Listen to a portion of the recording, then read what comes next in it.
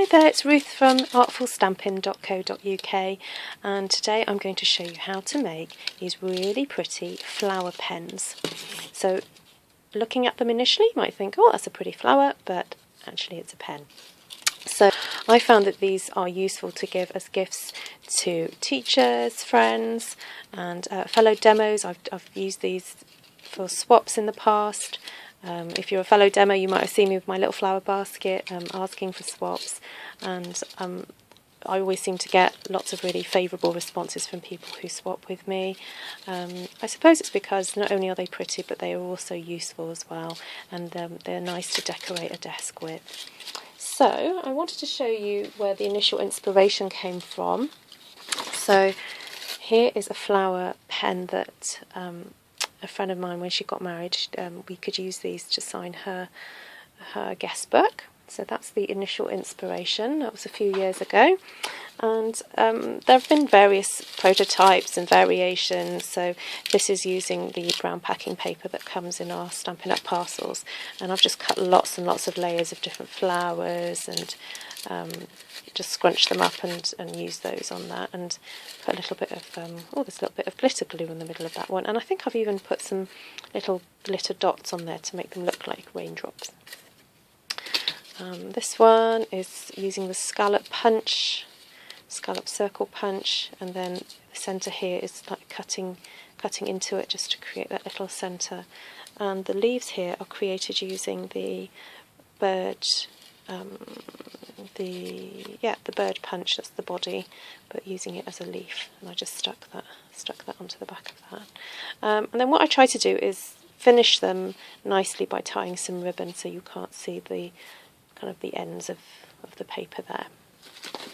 So for today I'm going to show you how to do these ones, and all you need is some DSP. Now I found that the double-sided DSP that Stampin' Up do is just the most fantastic quality for doing this, because it's just the right sort of thickness and it just seems to hold the shape really, really well.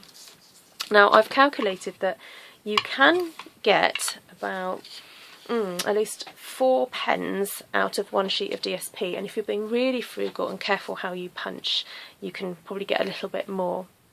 So that means out of one pack of DSP you can get 4 times 12, so that's 48 pens.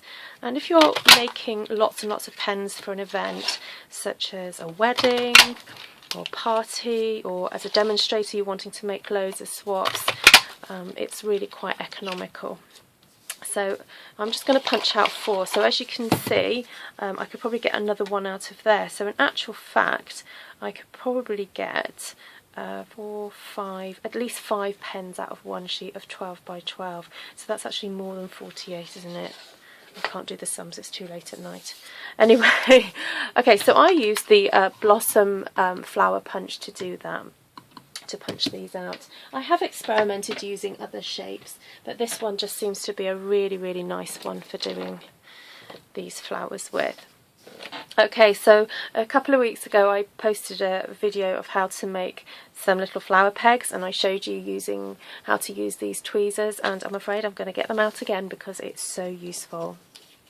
So if you're going to be making a whole bunch of these and you're having to manipulate lots, then I find it easy to just stack the 4 together and actually do my twisting folding thing that I do all at once.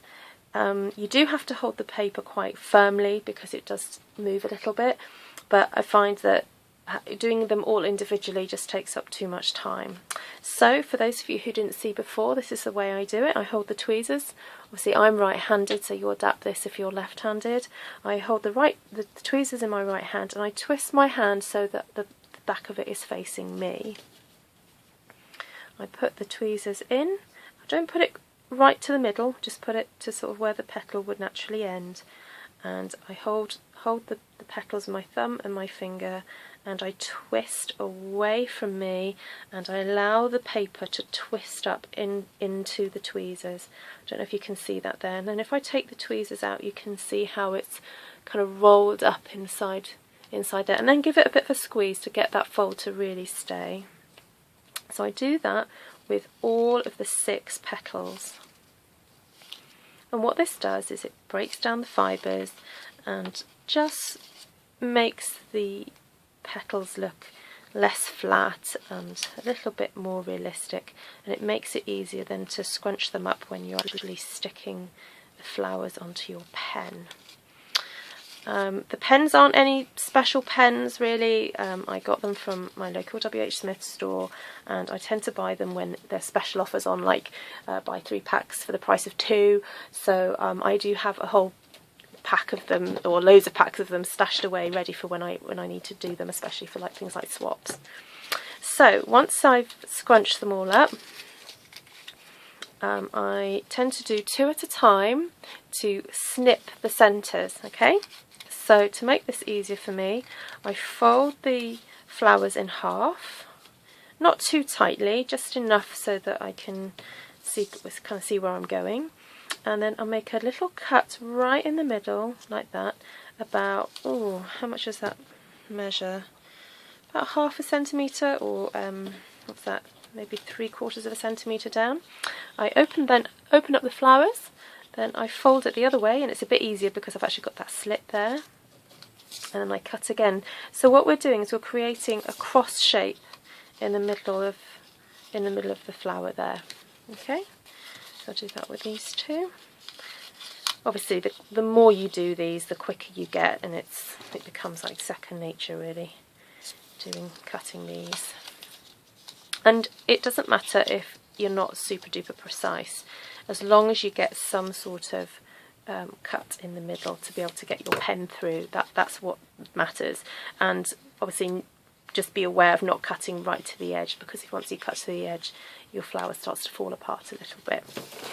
Okay, so then when we've got the slits, I've got my glue gun ready and waiting, and I've had it plugged in. So my trusty table mat that I do my gluing on, you can see it's all nice and gluey. So I take my pen, and then the easiest thing to do then, actually, you know what, I'm going to move that under because it's a bit of a glare there, isn't it? So I'm just going to pop that under there so it's not too shiny. There we go. So what I do is I actually take the lids off. Don't lose the lids if you want to put those back on later. And then, depending which side I want to have showing, you then push your pen in. So I would really like the yellow side to be showing in the centre most of all. So I push my pen in on through the wrong side. Then I just hold it there in my hand. I get the glue gun, and about 1 centimetre down, or you can even go up to 2 centimetres down, so between 1 and 2 centimetres down, I then start to put a little bit of glue, and I twiddle or twist the pen around so that I get glue all the way round, and then I just do a little movement so that I don't have that string hanging off.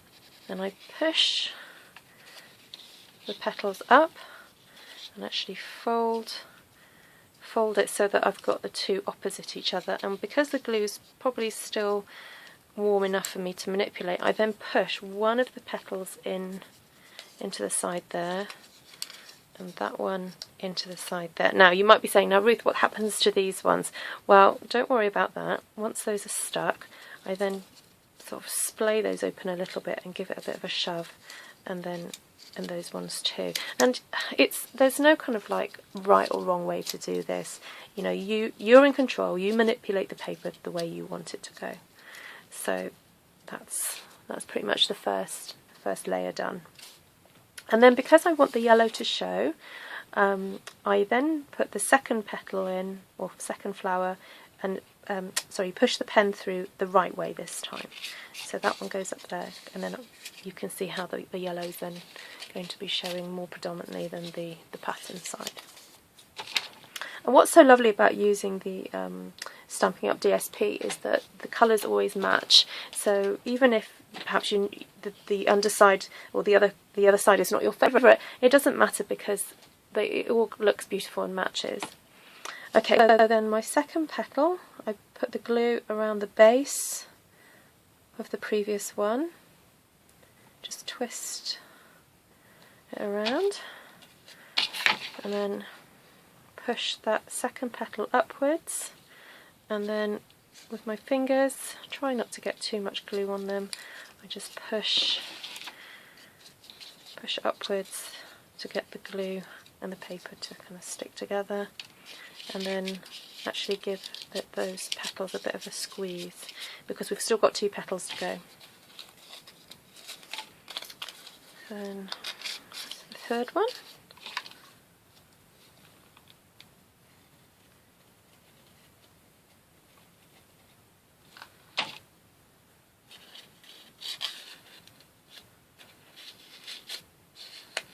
Okay, you can start to see that it's starting really to form nicely now. And you could leave it there. I mean, that it does look pretty just with the 3, but I find having the 4th one just kind of finishes it off really. Now for variations, sometimes I do change maybe the change what pattern's going to go on. And just, you know, it's sometimes nice just to play with the patterns and see, you know, if that goes or doesn't go. So I think I will have it that way around. So, put some more glue. Okay, and just be aware of making sure that you kind of twist the petals round so that you haven't got the petals lying on top of each other. That the previous petals are kind of going in between the next row, so that you get a really nice kind of fullness to the flower. Okay, and that's it. Wasn't that easy? So then, just to cover up the just kind of all the papers at the bottom here, you just get a matching piece of ribbon. So here we've got the Hello Honey striped gross. Is it striped gross green? Anyway, it's in the current catalogue. Just message me if you want to know more details about it. And if you do have been enjoying these videos, please subscribe to my aRTful Stamping YouTube channel. I'm endeavouring to try and do a video once a week, and for the last 3 weeks, 4 weeks, I've been able to do that. So it's been another one of my New Year's resolutions to try and just get more regular in posting videos. Please leave comments. I'm really, really pleased to hear from you, and I'd love to know if you make any of these flower pens and if they go down well with your friends and family. And you know, I'm quite happy for you to sell these. Obviously, if you do like this idea and you make something and you share it on your blog or Facebook, then I'd really appreciate it if you linked back to me just to show where you got the idea from. Oh, there we go. So there we go. This is how to make your own very own paper flower pen. Anyway, enjoy making, and hopefully you'll see me again soon. Take care. Bye.